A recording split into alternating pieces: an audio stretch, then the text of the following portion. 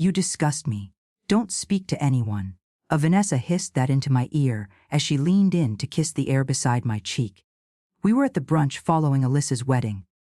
A sunny patio, white tablecloths, champagne flutes clinking. My granddaughter beamed across the tables in her cream dress, talking to cousins, college friends, the new in-laws. I wasn't seated with family. I was at a side table, near the hedge, with the napkin cart. I had flown 3 hours for this. Folks were polite enough, some even hugged me. But no one made room at the main table. Vanessa did. Just not for kindness. She stepped close when no one else was watching, her perfume too sweet, smile too wide. You disgust me, she repeated, lips barely moving. Don't speak to anyone. Don't ruin this. I didn't answer. I just nodded. Then I folded my napkin, stood up slow, and walked into the garden behind the patio, where no one could see me cry. But I didn't, because I wasn't surprised. I had been waiting for this moment, waiting for the final slap that would free me. Vanessa always played polite in public. Called me Mom, around Greg, sent cards with perfect cursive, store-bought verses. But her eyes had always said you're a burden. Since Greg married her, holidays changed. No more Thanksgivings at my place. No more surprise Sunday visits. No more, Mom, need help with the faucet. I had become a Christmas card name, a once-a-year brunch guest, a woman with the wrong shoes, the wrong jokes, the wrong opinions. But I wasn't weak. 2 months ago, Alyssa came to my house. Without her mother's knowledge, she cried in my kitchen. Told me she remembered my bedtime stories, the summer I taught her to ride a bike. She said she'd found a box in the attic, filled with cards I'd written her, cards she never got. I had kept the letters too. Every one she sent me as a child. Vanessa had stolen them both ways. So I gave Alyssa something. A small, cloth-bound notebook. Inside were her letters, my letters, and one note taped to the back cover fast. If one day you feel lost, remember. The women before you walk through fire, not silence. I went back inside before dessert was served, and when Alyssa stood up to make her thank you toast, she looked straight at me first. I wasn't invisible anymore. The garden stretched quiet behind the patio.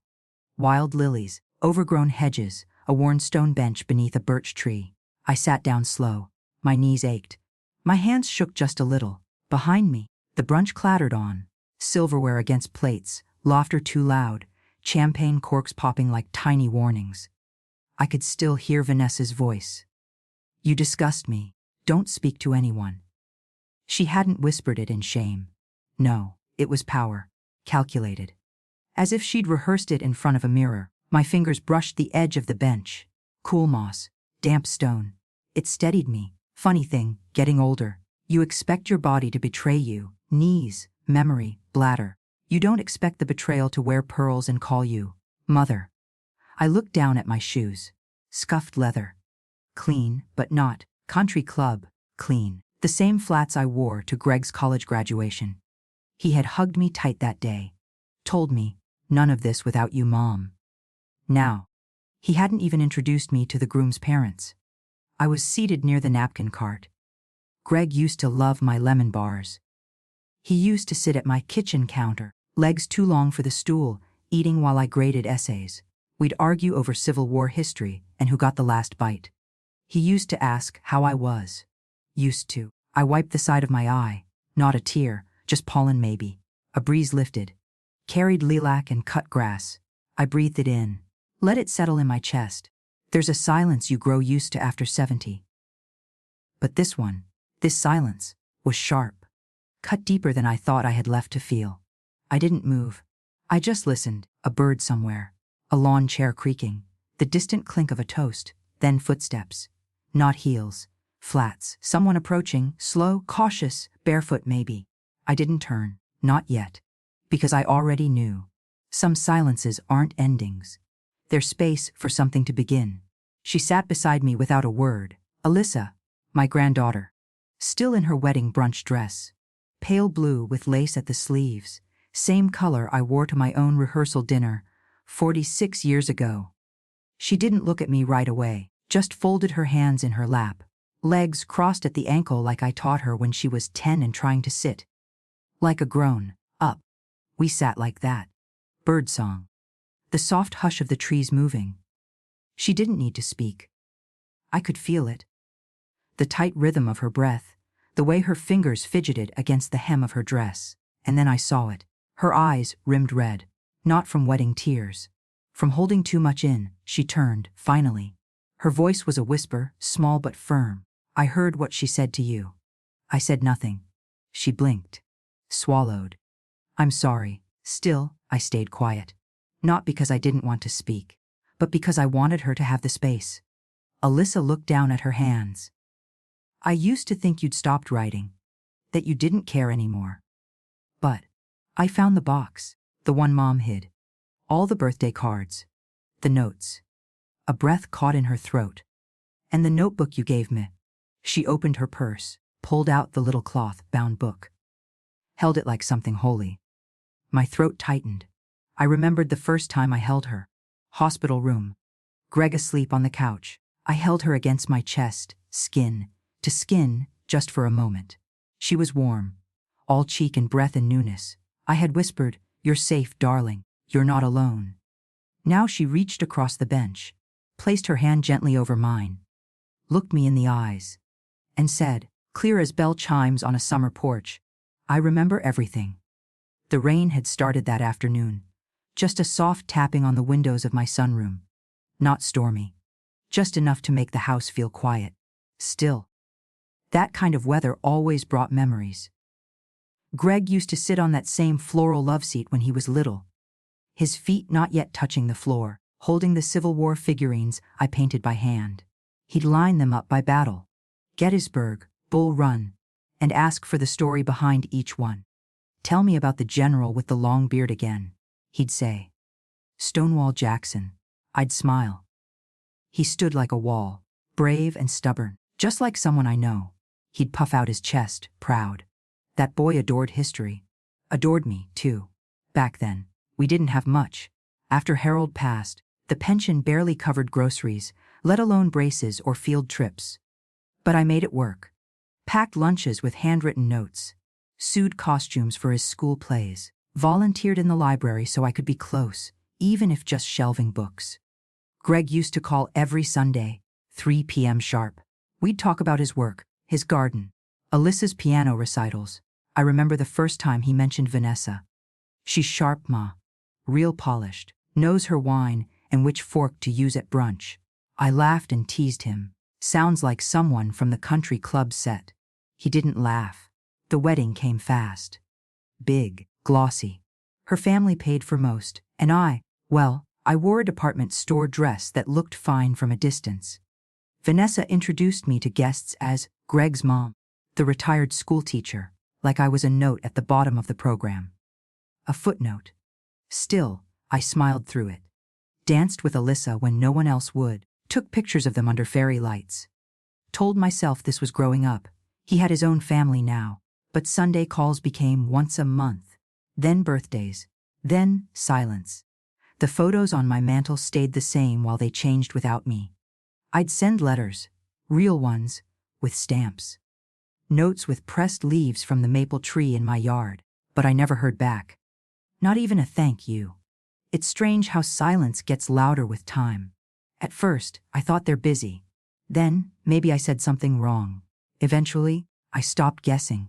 I just learned to pour 2 cups of tea out of habit, one for me, one untouched. Until Alyssa showed up one afternoon. No warning, just a knock and a girl in a denim jacket and teary eyes, saying, "Grandma, I found your letters." I blinked slow, let her hand stay. A breeze passed, soft and certain. And just like that, I wasn't the one forgotten. Alyssa stood in my doorway with rain on her shoulders and a manila folder clutched to her chest. No umbrella, no car in the driveway, just her, bare and honest. "I took the train," she said, like she needed to justify it. "Mom doesn't know I'm here." I stepped back. Let her in. She didn't take off her shoes, didn't sit at first. Just stood in the middle of the living room, eyes scanning the photographs on the mantel. "That's still from my 8th birthday," she said, pointing to the picture. "I was wearing that ridiculous red dress you made." You picked the fabric. I smiled. Polka dots and glitter. No way, that was my idea. She laughed, soft, then she cried. Sat right there on the floral love seat, face in her hands. I sat beside her, not touching, just waiting, letting her breathe. I found your letters, she said into her palms. In the attic, tied up with kitchen twine, in one of Mom's old boot boxes. Every birthday, every Christmas. As she looked up, I thought you forgot me. My heart clenched. A slow, dull ache. I never did. She reached into the folder, pulled out one of the cards, yellowed with time, sticker still intact. I remembered the drawing. A little bear holding sunflowers. You wrote, always proud of you, even from far away. She swallowed. I never saw this. Never saw any of them. I closed my eyes. Let the weight settle. She told me you stopped writing, said maybe it was too hard for you. That you needed space. She lied, I said gently. She nodded, wiping under her eyes with her sleeve. I know. We sat in silence for a while. Not heavy, not awkward, just full. I went to the hallway, pulled a small cloth-bound book from a drawer. I've kept every note you ever wrote me, I said, handing it to her. You couldn't spell grandma until you were 7. Used to write Gramra. She smiled, turned a few pages, paused. Her fingers stopped on a pressed maple leaf. You saved all of it. I had to, I whispered. If I didn't, there wouldn't be proof you ever loved me. Her hand found mine. Tight, small, warm. I never stopped. In that moment, something cracked, not painfully, but like light slipping through an old window. And I knew. Even if the whole family turned cold, I wasn't alone in this house anymore. I made tea without asking what she wanted. Still remembered Alyssa liked peppermint. Still kept it in the second drawer, behind the sleepy time blends I rarely touched. She curled up on the love seat, this time with her legs tucked under her. Same way she used to sit when I read her Charlotte's Web. I always wondered, she said, cupping the mug with both hands, why you just disappeared. I didn't, I said. She nodded. I know that now. A steam curled between us. She controlled everything, Alyssa continued. The mail, the messages, even what photos I was allowed to see. If you called, she'd say you were confused, or bitter, or that you wanted attention. I sipped quietly. She said you got mean. I didn't respond to that. Just watched the steam rise, let the hurt settle where it always did, between the ribs, behind the collarbone. I believed her, she said. And I hate that. You were a child, I said gently. She shook her head. I was old enough to ask more questions. The wind tapped a branch against the window. My old chimes rattled once, then stilled. She made it sound like you just let go of me. Alyssa whispered. Like you had better things. Nothing, I said, was ever better than being your grandma. She set the mug down. Walked across the room to the shelf by the window, where I kept the little trinkets she once made. Popsicle stick frames, hand-painted rocks with glittered hearts, a clay dog that never had ears. You kept all this. Of course I did. She picked up the dog, smiled. She told me you threw them away. My throat tightened, not from sadness, from clarity. She didn't want me to remember. Alyssa said, but I do. I stood, walked to the window. Outside, the rain had stopped. The clouds cracked just enough to let light stripe across the maple tree. I don't need them to say it's okay, Alyssa said from behind me. I wanted to see for myself. And right then, I knew. This wasn't just a visit. This was a beginning. The first thread tugged loose from the web I'd been stuck in far too long. I turned back to her. Do you want to stay for supper?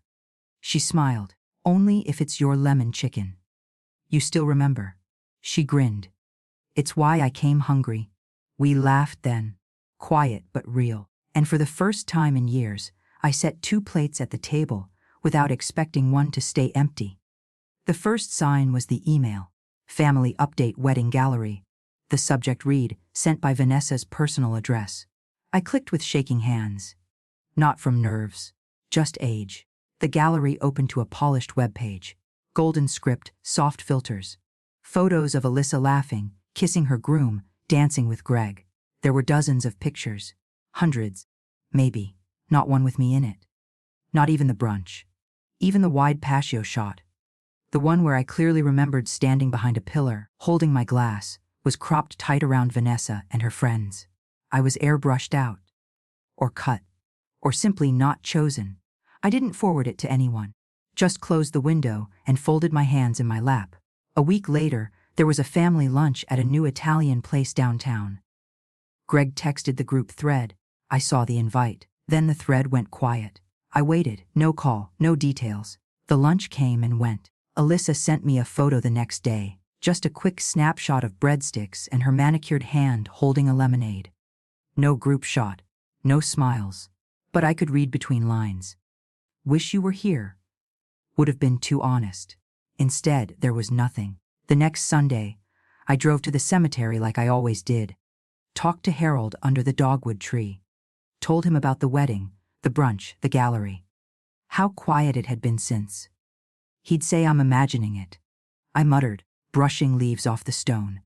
Or worse, he'd say I'm too sensitive. But Harold never did say those things.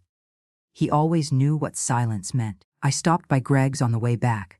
Not planned. Just a feeling. Vanessa answered the door in yoga pants and a half smile. "Oh," she said. "Did you call?" I was in the neighborhood. She didn't move from the doorway. Didn't invite me in. We're actually just heading out. Behind her, I saw Alyssa near the stairs. She froze. Vanessa stepped halfway outside and pulled the door, mostly closed behind her. "Look," she said softly. "I know you and Alyssa had a little moment. But don't make this harder." "Harder for who?" "For everyone," she said. "Let's not start rewriting history." I smiled. Not out of kindness. Out of understanding. "I have no need to rewrite," I said. "I kept the originals." Her eyes flickered. Just for a second. Then she stepped back and shut the door without another word. I stood there a beat longer. Then turned and walked to my car. If silence was her weapon, she hadn't yet seen what mine could be. The barbecue was hosted by the Martins, neighbors from 2 houses down. Greg brought the ribs. Vanessa brought her Chardonnay smile. I brought lemon bars. People remembered them. Some even said so. "These are just like the ones you made at the PTA fundraisers," Mr. Trenton said, licking his thumb. I nodded. Still the same recipe. Greg used to sneak them from the cooling rack. That earned a small chuckle. Greg looked away. Vanessa, standing just behind me, leaned in. "Oh, Greg's memory is selective," she said sweetly. "I doubt he remembers much from those days. Too busy helping me study for grad school." She held her wine like a wand, pointing the stem toward the garden fence. "Back when we had to build real lives, not bake sales." Her voice was light, her laugh lighter. But the sting landed. Nobody said anything. Not even Greg. I walked toward the edge of the yard. Past the flower bed I helped plant years ago, when Alyssa was still small enough to run barefoot and muddy through the sprinklers. The wooden bench I donated, the one with the plaque, gone, not moved, gone. A square patch of pale grass marked where it once stood. The metal plaque, engraved with, "In memory of Harold Whitfield, a neighbor, a teacher, a kind man," was gone too. I didn't ask. I already knew.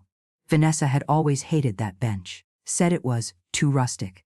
I found a folding chair and sat in the shade. Didn't eat, didn't speak.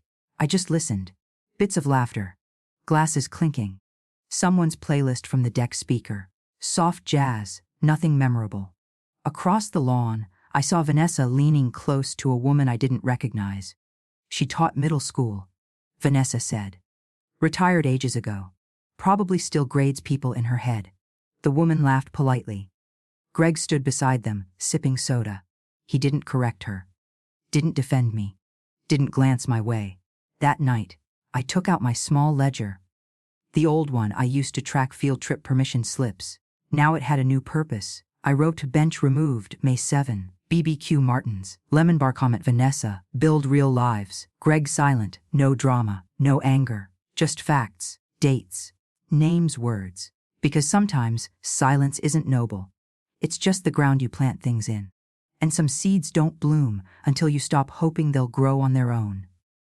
I closed the notebook, slipped it into the drawer beside the phone. Then I turned off the kitchen light and walked upstairs. Alone but not afraid. It started with a letter. Plain envelope. No return address. Just my name, printed in tight, digital font. I opened it while folding laundry. Thought it might be a water bill or a pension notice.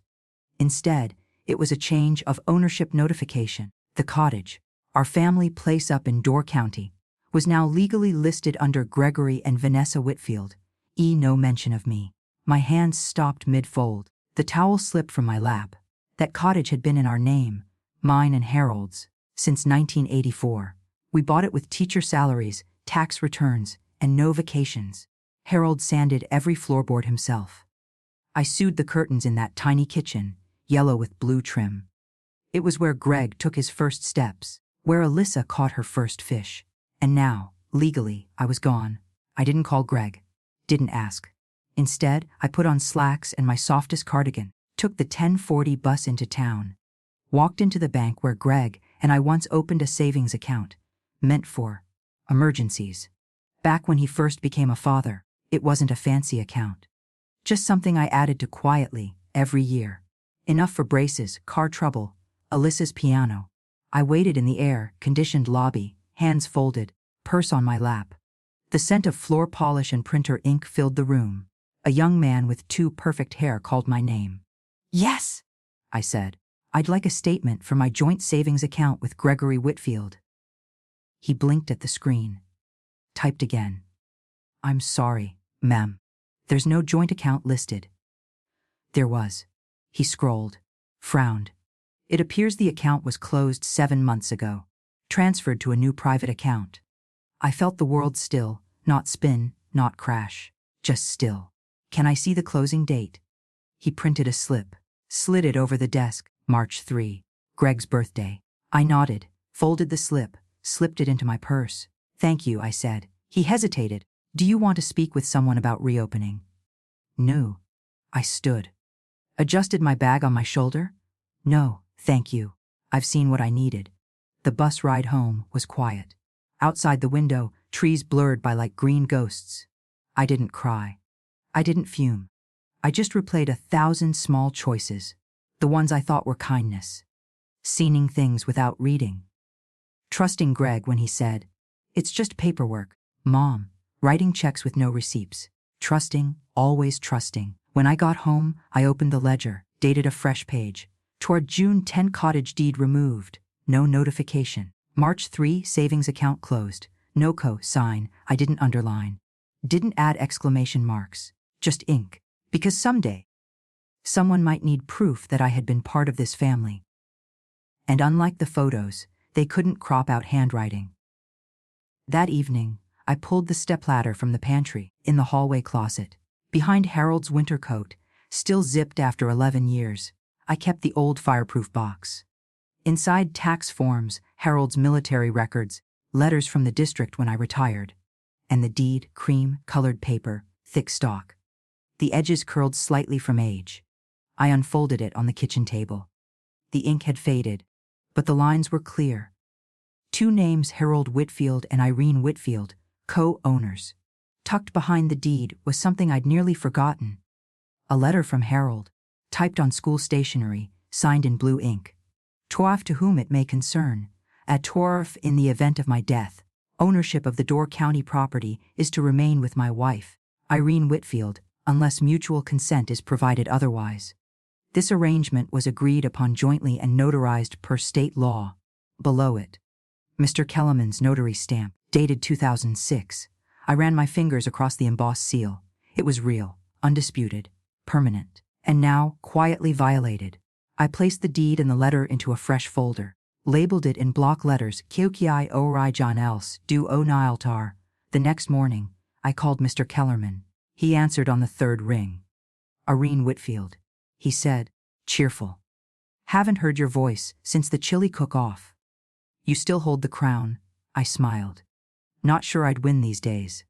Nonsense. What can I do for you? I need your eyes on something. From the past. That sounds serious. Just quiet, serious. I'll put the kettle on. His bungalow sat on a quiet corner street, red shutters, mailbox shaped like a cow. Same as always. He read the documents twice, glasses sliding low on his nose. Finally, he looked up. They couldn't have removed your name legally without consent. I never signed anything. His jaw set. Then it's either a mistake or something uglier. I didn't flinch. Could it be undone, with records this solid, and your name still on a copy? Yes. But you'll need help. I'm not looking for courtrooms. He studied me. No. You're looking for truth and dignity. We sat in silence a moment. Do they know you kept these? No, I said. They assumed I wouldn't remember where I put them. He chuckled. Then they don't know you at all. He offered to scan and store duplicates. I declined.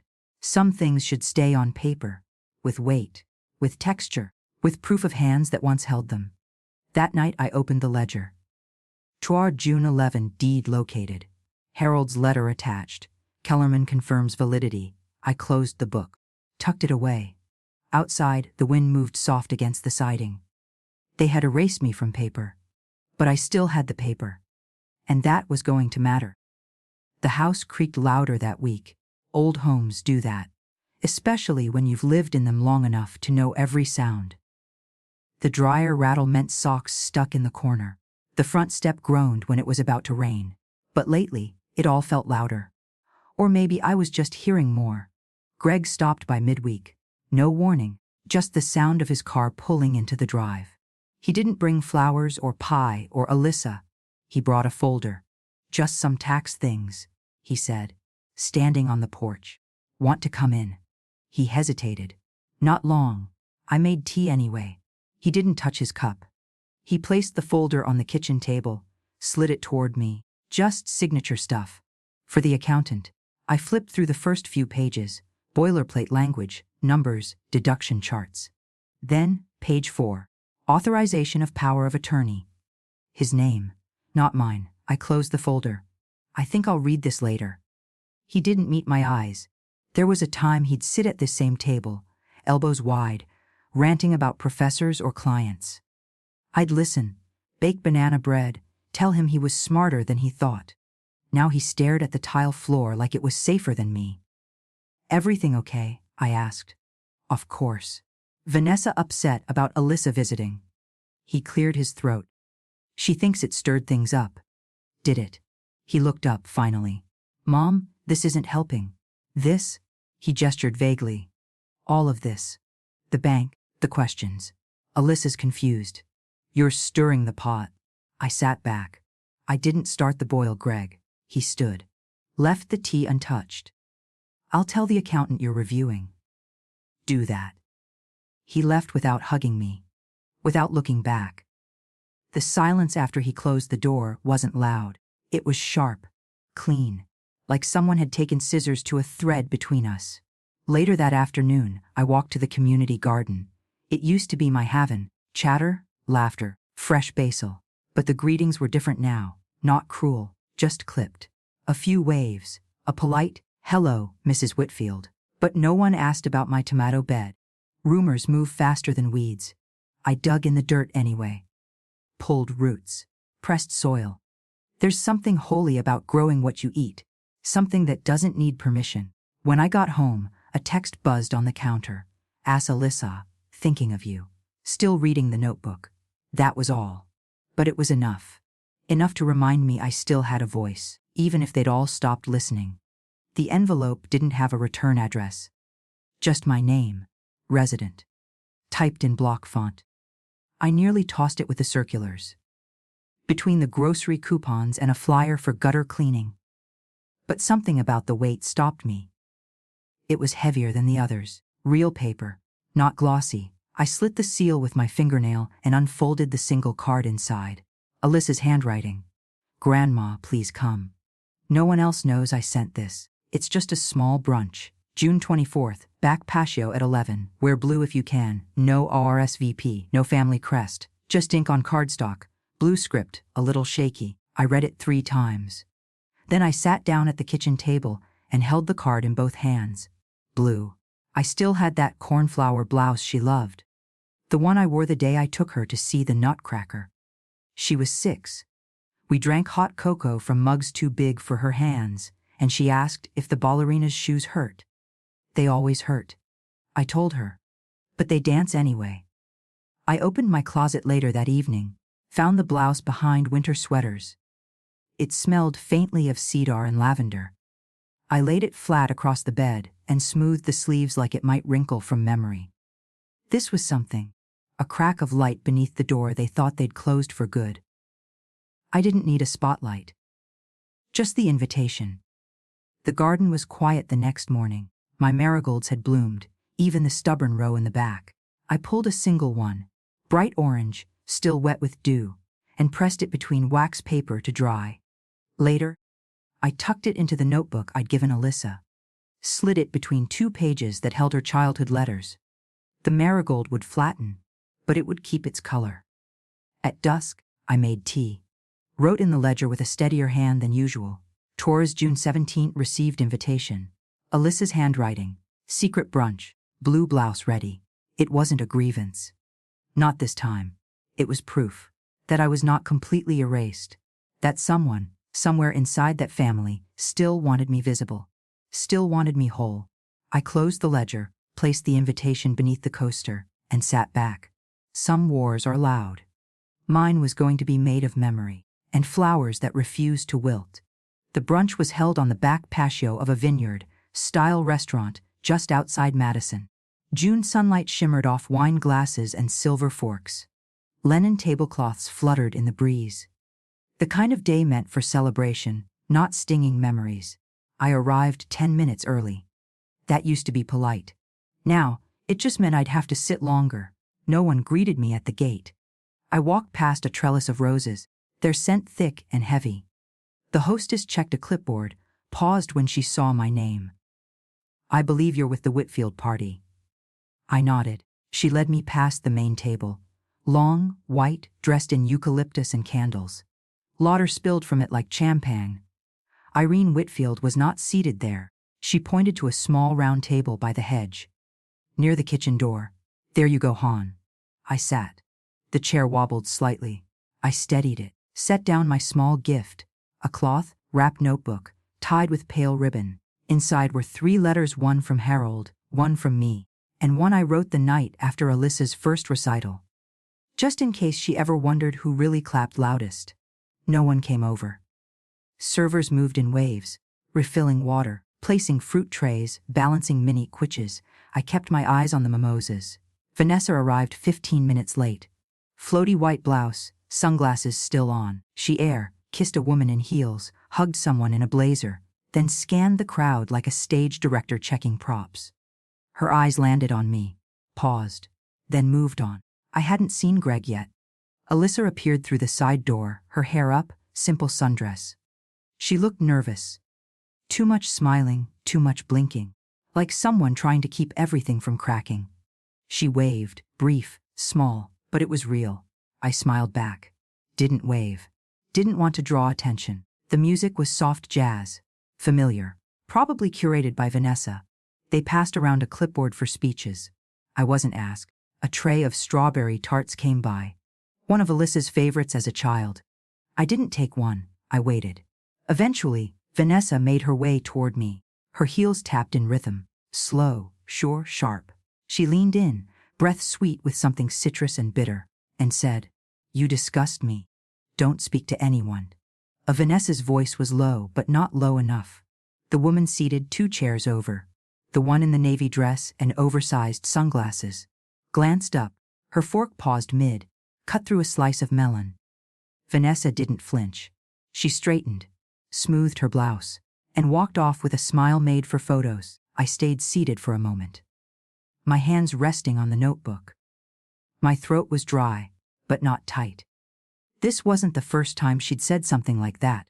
Just the first time she'd said it aloud, to be heard, to wound. I stood slowly, tucked the ribbon tighter around the gift, slipped it into my bag. I didn't touch the food, didn't look for Greg, didn't wait for someone to offer comfort. The garden was just past the terrace. Low boxwoods lined the brick path, leading to a quiet bench under a dogwood tree. I walked there with measured steps, feeling each eye that did, or didn't, follow me. I sat. The sound of brunch carried on behind me. Glasses clinking, occasional laughter, a distant camera shutter. But something in the air had changed. Not enough to make a scene, just enough to make space. Birds chirped in the vines. The dogwood branches swayed like they'd been waiting. I pulled out the notebook, untied the ribbon, opened to the letter Harold had written for Alyssa's 13th birthday. His handwriting was slanted, fading in places. But his words held. Tor, if the world tries to make you small, remember, your voice was never meant to whisper. I ran my thumb along the crease of the paper, not to flatten it, just to feel something true. Footsteps crunched the gravel nearby. A pause. Then retreat. Someone had come looking. Then turned back. I didn't move, didn't need to, because I hadn't been silenced. Not really. Back at the patio, silverware paused. A few heads tilted toward the hedge. And Alyssa stood up. She wasn't holding a glass. Just a folded paper in her hand and a flush of something fierce across her cheeks. The hush was subtle, but it spread like spilled wine. She cleared her throat, and I stayed where I was, because I already knew this wasn't the end. It was the turning. Alyssa stood still, the folded paper in her hand trembling just slightly. She didn't raise her voice. She didn't need to.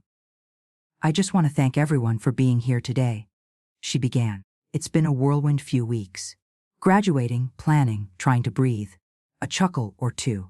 Light, uncertain, she went on.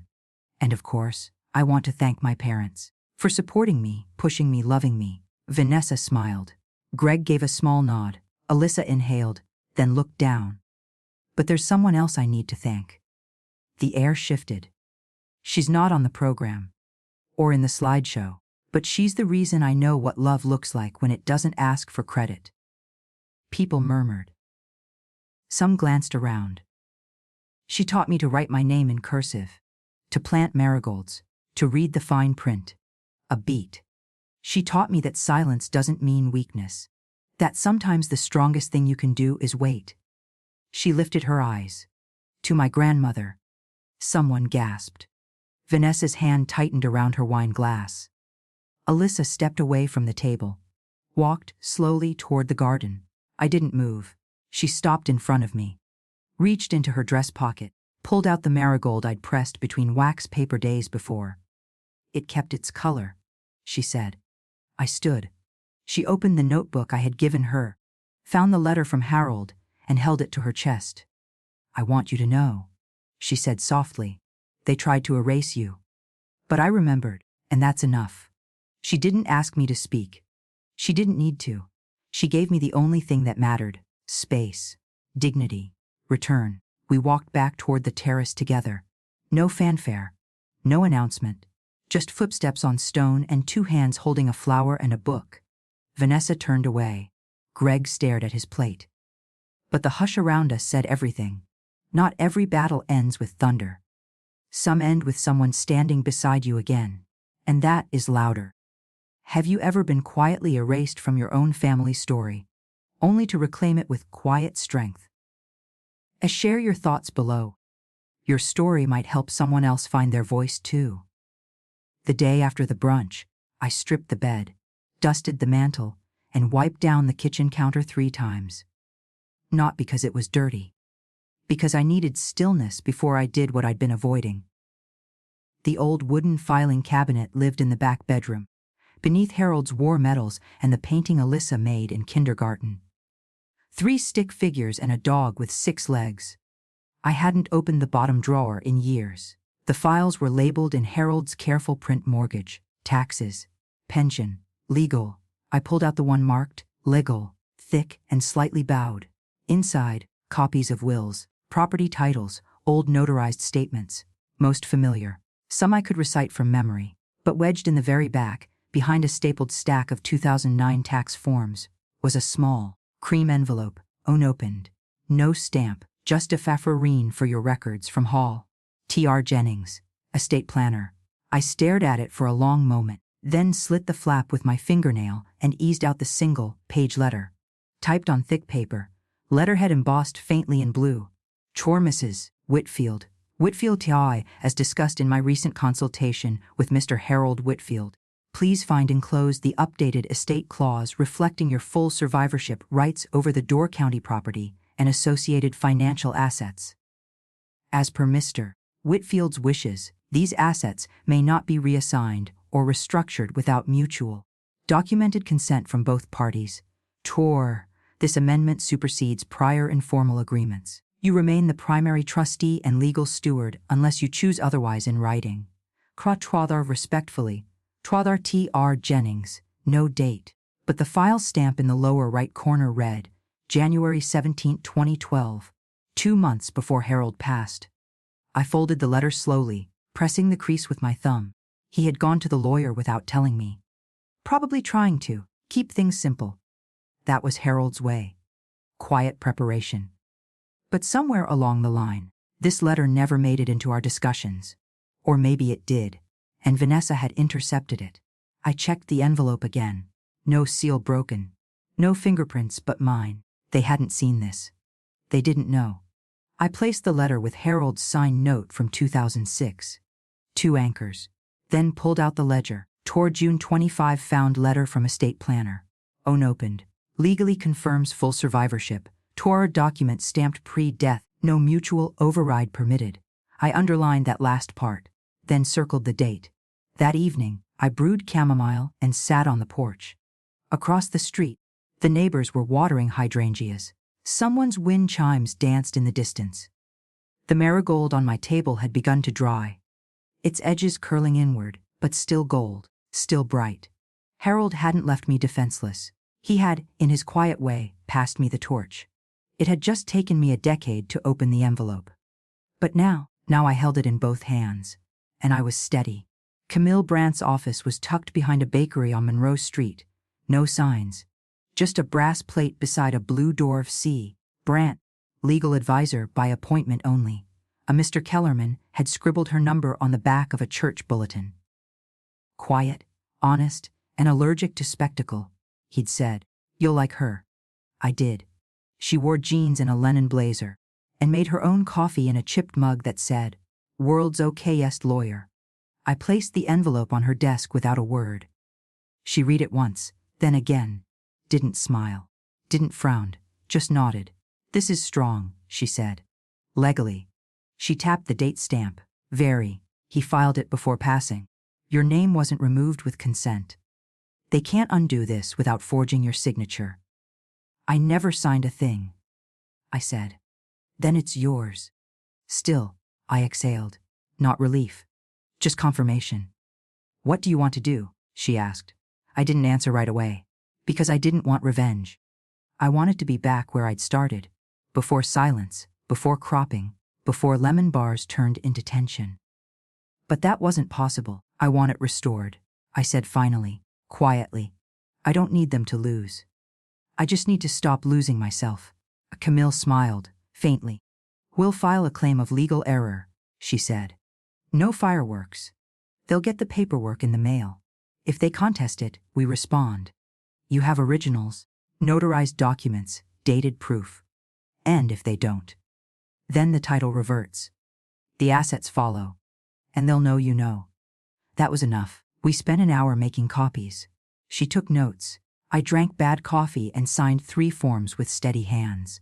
Before I left, she handed me a blank envelope. Write her something, she said. The one who saw you. I nodded. That night, I wrote to Alyssa. Dear Alyssa, if you're reading this, it means time has passed and choices were made. Some fair, some not. This isn't a letter about blame. It's about light, what survives it and what it reveals. The house, the cottage, the accounts, they were never just about money. They were about roots, about history, about who remembers and who chooses not to. You remembered. When you were 6, you told me marigolds were brave because they bloomed loud. You said they didn't care if other flowers judged them. You were right. I kept every note you ever gave me, even the sticky ones with spaghetti sauce fingerprints. Because love, when it's real, makes room. and you made room. If ever the world tries to shrink you, fold this letter open and remember, you come from women who don't whisper. Love, Grandma. I signed it with my full name, folded it with care, and sealed it with something stronger than spite. Legacy. The envelope came on a Tuesday. Thicker than usual mail. Camille's return address printed in clean serif typeface. Inside, confirmation of filing, correction of deed ownership, motion to reinstate financial interest in the cottage, notification of improper removal, stamped, signed, dated, processed. No phone call from Camille. She knew I didn't need one. Some victories are best received in silence. I placed the papers in my fireproof box, filed them under a new tab of restoration. That Friday, Vanessa was served at home. A quiet visit from a neutral courier. No court, no confrontation, just a manila envelope handed to her with a polite, "Have a nice day." Alyssa texted me that evening. She's furious. Won't stop pacing. Dad's not speaking. I didn't reply. I didn't need to. The next morning, Greg called. His name lit up on the landline. Not the cell, the landline, our old number, the one Harold had listed on every form, every Christmas card. "Mom," Greg said. His voice was tight, worn. "Greg, I got the papers. I know." Silence. "You didn't warn me. I wasn't required to." He exhaled hard. "Vanessa's threatening legal action. She's welcome to try." More silence, then a softer voice. "Why didn't you just talk to me?" "I did," I said. "For 10 years. You just stopped hearing me." He didn't argue. Didn't apologize. "Is this really what you want?" he asked. "No," I said honestly. "But it's what's right." He paused, then hung up. Not angrily. Just disconnected. I stared at the dial tone for a moment. Then hung up the phone, poured a cup of tea, and opened the back door to let in the early summer breeze. There were no trumpets, no fireworks. But somewhere in that quiet house, justice had returned, and it fit like it had never left. He came without calling. Drove up around 4 p.m. Parked half on the lawn like he used to in high school when he was late for dinner. I saw him from the kitchen window. He stood by the porch steps for a moment before finally climbing them. I opened the door before he knocked. He said. "Greg." He looked tired. The kind of tired that lives in the jawline, in the way hands won't stop fidgeting. "Can I come in?" I stepped aside. He walked straight to the living room, sat on the edge of the couch like it might swallow him. "I got the full copy of what you filed." I nodded. "Good." He stared at the floor. "You didn't tell the board. You didn't go to the press. You didn't even call Alyssa's fiancé. I don't want to ruin anyone." "Then why do it at all?" I sat across from him. Not stiff, just steady. "Because you already erased me." He blinked. "Mom." I raised a hand. "You didn't shout. You didn't argue. You just stopped including me. One silent removal at a time. A photo here, a deed there." He looked away. "I gave you room to fix it." I continued. "For years. But silence was always your language." I leaned forward. "So I learned to speak it better." His eyes welled, but he didn't cry. "Vanessa's furious," he muttered. "She said you made her look small." I gave a soft shrug. "I didn't shrink her. Truth did." He exhaled slowly, rubbed his hands on his jeans. "What now?" he asked. "That depends," I said. "Are you here as a son or a representative?" He looked at me. And for a split second, just one, he looked like the boy who used to hide in the pantry after breaking a plate. "I don't know," he whispered. "Then figure it out." I stood, not to end it, just to say I still could, and he got up, nodded once, and left. No door slammed, no curses. Just gravel crunching under retreating steps. And the sound of someone realizing they were no longer in control. The dinner was held at the local arts center, an airy hall with vaulted beams and warm lights strung across the ceiling. Alyssa was launching a community literacy program, press from the local paper, small business donors, city council folks in khakis and heels. I wasn't seated at the fringe this time. My place card sat beside Alyssa's, handwritten. In navy ink. Grandma Irene, it read. Nothing more. Vanessa or Greg followed behind, quiet. They were seated across the room. Alyssa wore a pale blue dress, simple and unadorned, her hair swept up, no jewelry but a thin bracelet I recognized, mine from 1978. She stood after dessert, tapped a glass gently. I want to thank you all for believing in the mission of this program. But before we talk strategy, I want to share why it matters. She turned toward me. There's a woman in this room who taught me everything that matters. Not with lectures or lessons, but with how she lives. The room quieted.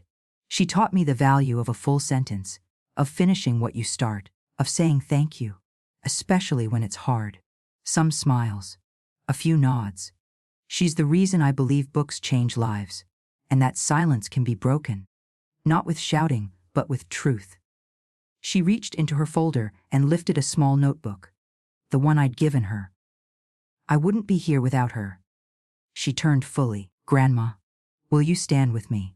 I rose, slowly, carefully. The room clapped, not thunderous but real. I walked to her side. She didn't hand me the mic. She didn't need to. She just placed the notebook in my hands and said, "This is hers, and so is this moment." Across the room, Vanessa stared ahead, glass frozen in mid-air. Greg looked down, but I looked at Alyssa and smiled. Not because I'd won, because I was seen. At last, the sign said, NS Puria Community Roots, sponsored by the Whitfield Initiative. It was painted on reclaimed wood, nailed crooked into soft earth. A little messy, a little perfect, Alyssa had made good on her promise. The garden sat on a once empty lot between the library and a dental office. Now it bloomed with zinnias, squash vines, and strawberry starters that refused to behave. I came 3 mornings a week, sometimes 4. Not because anyone asked, but because tending things, quietly, steadily, was how I reminded myself I still mattered. The city paid a small stipend. Alyssa handled the paperwork. I handled the mulch. Children came after school. Not many. Just a few curious eyes and muddy fingers. One afternoon, a girl about 8 with tangled braids held up a watering can too heavy for her arms. "Are you the owner?" she asked. I smiled. "No, sweetheart. I just tend the roots." She nodded like that made sense, then wandered off to chase a grasshopper. I stood beneath the shade of an old maple we'd planted last month. Watched a boy tug weeds with both hands, like pulling secrets from the ground. The wind carried the scent of damp earth and tomato leaves. The good kind of silence. That night, I opened the ledger for the last time. Not to record a wrong, but to write something forward. Toir, October 3, the garden grows. Children laugh, legacy planted. Name not needed. I tucked the notebook into a small wooden box. Inside were 3 things: Harold's original letter, the estate confirmation from Camille, and a new envelope addressed in my own careful print. S to the women who come next. It didn't matter who opened it. Alyssa, a neighbor, a girl with mud under her nails. They'd know. Because voice isn't always volume. Sometimes, it's what you build that keeps speaking long after you're gone. Alyssa came just after the first frost. She wore boots too clean for the garden path, but still stepped carefully, avoiding the patches of soggy mulch. I was pruning rosemary. The scent stuck to my sleeves. She sat on the bench beside me, legs crossed at the ankle. "You look peaceful," she said. "I earned it," I replied. We watched a boy dig a crooked trench with a plastic spoon. Alyssa leaned back, face toward the sky. "Can I ask you something?"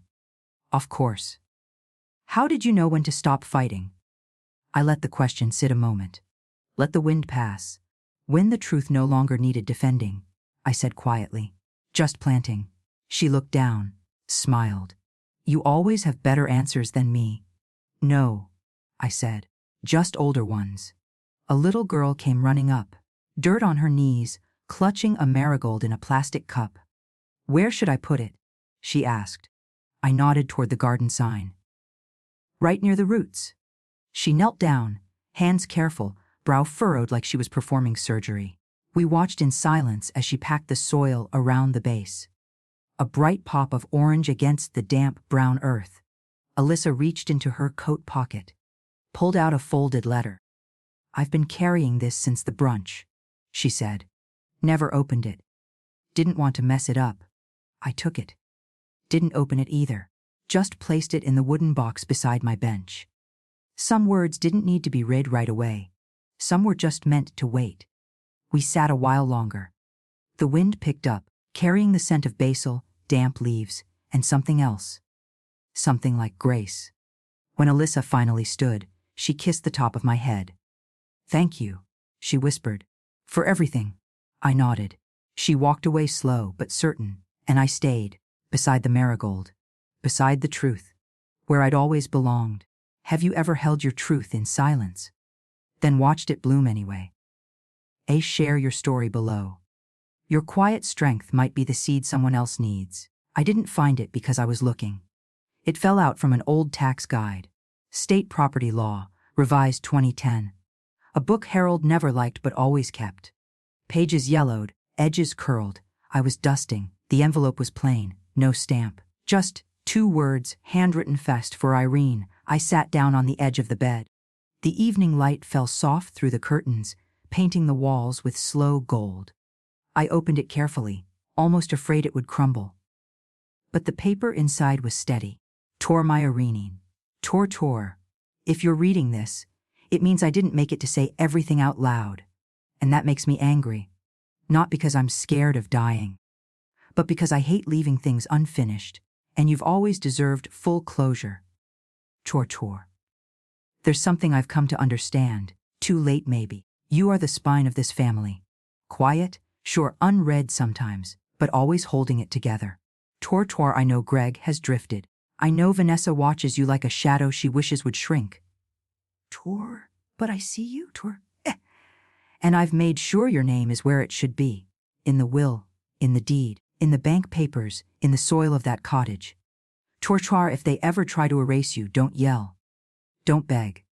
Tore, just exist. Tore, that's louder than anything. Tore, tell Alyssa one thing for me, Tore. When you feel small, read your name out loud, Tore, and tell yourself the same. Tore, I'm sorry I won't be there to fight beside you. Tore, but I know you don't need me to win. Tore, you never did. Tore, love. Tore, Heil, I didn't cry. I just folded the paper back once, twice, then pressed it between my palms like a prayer. He knew. Even then, he knew what I would face, what silence would feel like when no one else remembered who I'd been. And still, he believed I'd stand. He was right. The next morning, I walked to the garden. No apron, no gloves, just the letter in my sweater pocket. I read it to the soil, not loud, but with weight, and I swear, the marigold stood taller. It was a Tuesday, cool air, late fall, the kind that smelled like dry leaves and burnt coffee from across the street.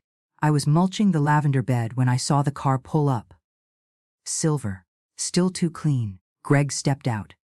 No coat, just a sweatshirt with fraying cuffs. He stood by the gate for a long minute. I didn't wave. He opened it slowly. Let it click behind him. You always hated leaving dirt under your nails, I said. He smiled, brief, tired.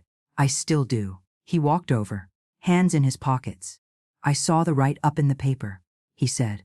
The garden looks good. It's not mine, I said. It just lets me work. He nodded. I kept mulching. Finally, he exhaled slow. Can I ask something? You can always ask. He looked around, at the rows of basil, the messy marigolds. The child-sized gloves hung on a nail by the fence. Why didn't you ever yell? He asked. I paused. Not because I didn't have an answer, because it was the first real question he'd asked in years. I stood up straight, brushed soil from my hands. I used to, I said. You just stopped hearing it. He blinked. Not yelling like screaming, but small protests, quiet corrections. You left me off the church newsletter, said it was a clerical thing. Then Christmas cards. Then the bank visit. Each time I spoke nicely, calmly. But you never made a scene, he said. No, I said, because making a scene doesn't work on people who've already closed the curtain. He winced. I thought you'd push back. I did, I said, but I did it the way you were raised to recognize. Through presence. Through questions. Through waiting. He sat on the bench near the rosemary bush. I think I was afraid of Vanessa. I know. And maybe afraid of you too. I looked at him. The guilt, he said, eyes lowered. It built up, I thought. If I just avoided you, it wouldn't get worse. But it did, I said softly. He nodded. I'm sorry. I believed him. But I didn't say, I forgive you. Because some silences need to be sat in before they're swept away. He looked up. What happens now? I thought about it. You show up, I said. That's it. That's the hardest part. He glanced toward the garden gate. I can help with watering. You'll mess it up, I said, half smiling. He laughed. Quiet, real, probably. He stood, then hesitated. Do you need anything? I looked around. At the rose, the weeds, the dry edge of the marigold bed. Patience? I said. He nodded again. And this time, when he left, he didn't rush. He closed the gate gently behind him. And for the first time in years, I didn't feel like he was walking away from me, just back towards something he forgot how to carry. The rain came light that evening, tapping against the gutters like fingers drumming a lullaby. I couldn't sleep. Not from worry, just from remembering. I opened the bottom drawer of my nightstand, pulled out the old cedar box with the tarnished clasp. Inside, bundled in ribbon and years, were letters, most unopened, all unsent. I lifted the first bundle. To Alyssa, 14 years old. Try, sweetheart. Try, know you're angry. That high school feels like a hallway you can't exit. That your mother has rules and your father has silence. Chor, but I want you to know the girl you are right now matters, even when no one claps. Even when your room feels like a cage. Chor, I've seen you at your piano, pressing one note over and over because it's the only thing that stays. That's okay. One true note is enough. Chor, one day you'll write your own sheet music, and it won't be perfect, but it will be yours. Chor, I'm proud of you, not for what you do, but for who you keep being. Chor, love. Chor, grandma, I remembered writing that after Vanessa banned me from helping Alyssa pick her prom dress. I tied it back in ribbon and placed it aside. Next, a thinner envelope. To Greg, dated June 2006, the summer he got married. Of dear Greg. Chor, I meant to say this at the rehearsal dinner, but the speeches went long. Chor, I'm happy for you. And I'm scared. Chor, not because of her, but because I see in your eyes the same distance your father once carried when he forgot how to say, I'm tired. Chor, don't let polite love replace honest love. Don't nod when you mean no. Chor, and if you ever find yourself asking, is she enough? Pause and ask instead, am I whole? Chor, you deserve wholeness, son. Just make sure you don't trade it for approval. Chor, mom, I never gave it to him. Didn't want to seem overbearing. And so the words sat here, folded and faithful. The last envelope was older than the rest, yellowed, faded, addressed in my own handwriting. Sis to myself, age 45, Twab Irene's, Chor, you're tired. You think love should have gotten easier by now. Chor, you've given up your career, your Sundays, your voice in small ways. Chor, you apologize too much. Chor, you fold towels the way he likes, even when your wrists ache. Chor, you pretend birthday cards don't make you cry. Torture. But here's the thing. Chor, you're still here. Chor, you still find the softest part of every day and sit in it. Chor, you still leave the light on for people who won't knock. Chor, that's strength. That's yours. Chor, one day, a girl with your eyes will sit across from you and say, Chor, I remember. Oh, Chor, and you'll know it wasn't wasted. Chor, keep going. Chor, to love. Chor, you, I pressed the paper to my chest. Not from sadness, but because I was finally older than the voice that wrote it. And she'd been right. I had kept going. I gathered the letters back into the box. Not to hide them, but to carry them forward. Because even unread, they had shaped me. And now, they would live in the garden. Not planted, but placed, where truth belongs. The letter came in a blue envelope. Not official, not business, just hand-addressed in slanted cursive. As Mrs. Irene Whitfield, Peoria, Isle, no return address.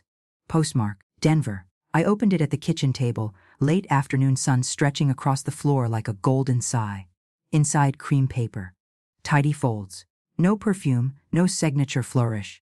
Just this, Dear Mrs. Whitfield. I hope this note doesn't feel intrusive.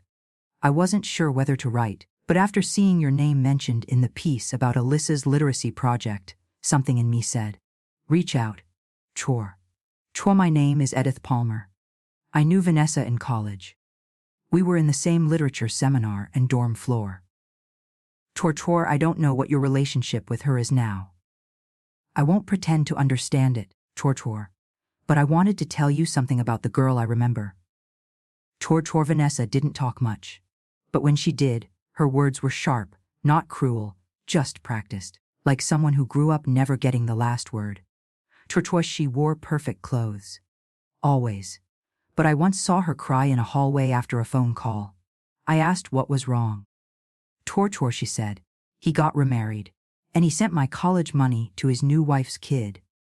Then she wiped her face and walked into class like nothing happened.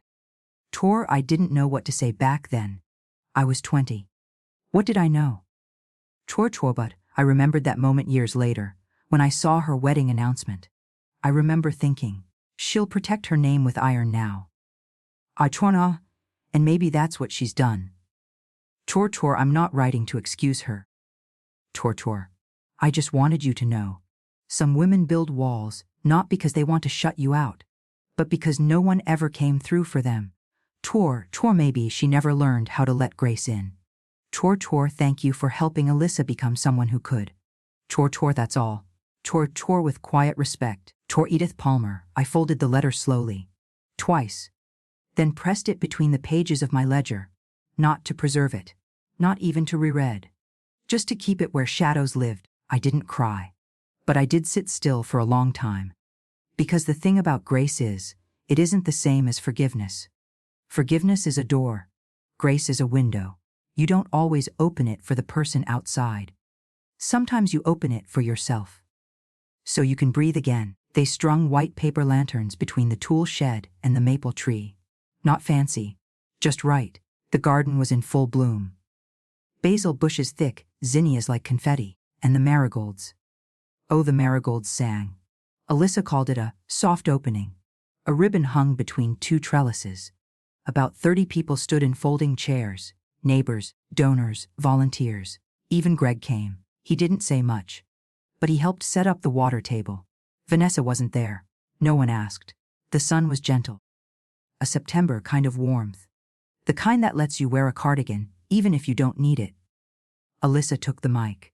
Thank you all for being here, she began. This garden started as a plot. But it became a place. And I didn't build it alone. She glanced at me. This space was tended quietly, before we ever put up a sign. It was nurtured by someone who didn't ask to be recognized, but deserves to be. She turned. Grandma Irene, would you come up? I shook my head at first, but she waited. And the crowd turned, smiling, soft. I walked slowly up the mulch path, took the mic, held it. Didn't speak right away. Then I looked at the garden, at the kids chasing butterflies, at the woman holding her husband's arm, at Greg, standing with both hands open, and I said, plant what you never got. That was it. I handed the mic back. The crowd clapped. No roaring. Just enough. Later, Alyssa cut the ribbon. A child placed a marigold at the base of the trellis. Someone played a quiet tune on a guitar. I sat on the bench and watched the garden fill. And for the first time in a long time, I didn't feel like a guest in my own life. I felt rooted. If you've ever been erased, overlooked, or silenced, this story is for you. Your quiet truth still matters. Your voice is never too late. Tell us, have you ever had to reclaim your place? Without yelling. We're listening. You're not alone. Subscribe to EN Reddit Story for more stories like this. Real, quiet, unforgettable. Your voice belongs here.